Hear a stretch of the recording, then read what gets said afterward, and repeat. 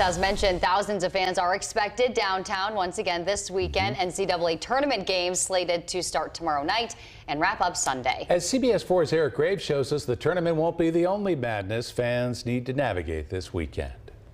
Here, there, or just about anywhere you can see construction in downtown Indianapolis. With 35,000 fans coming in this weekend, the people behind these projects want them to know there's a lot going on in the Circle City. It's hard to really look in any direction and not see a crane. From Megan Vukasic's office on the 20th floor of the City County building, the Director of Metropolitan Development has a good view of the projects changing the downtown landscape. It means that, people want to be in Indianapolis, they want to invest in Indianapolis. What is usually a popular spot during downtown events like the Sweet 16, Georgia Street, is covered in construction right now. As visitors walk past on their way to Lucas Oil Friday, they'll see the new Signia by Hilton Hotel starting to take shape.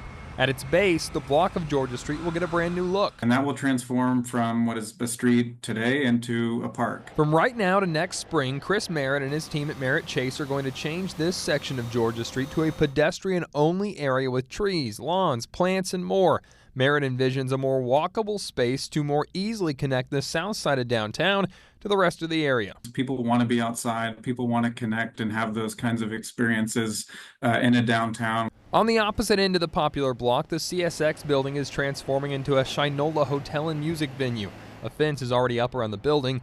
If fans head to the north end of Mass Ave, they'll find a section of College Avenue set to reopen in April as the second phase of the Bottle Works project gets closer to completion. On the east side, the Cole Motor campus is being built into a residential mixed-use facility. Elsewhere, City Market is getting renovated, and the Henry Street Bridge over the White River just entered a new phase of construction.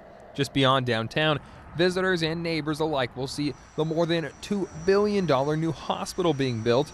It's set to open in 2027. The work isn't just what visitors and locals can see through a fence or hear on a construction site. A hundreds of million-dollar redevelopment of the Circle Center Mall is close to starting. There's a lot of behind-the-scenes work going on a lot of development projects that if you are downtown, you're not going to physically see right now, but that is in the works and that you'll see in the future. Looking out these windows, it's hard to think of a time where downtown construction was busy. I think in recent history, we've definitely seen an uptick in development. In downtown, Eric Graves, CBS 4 News.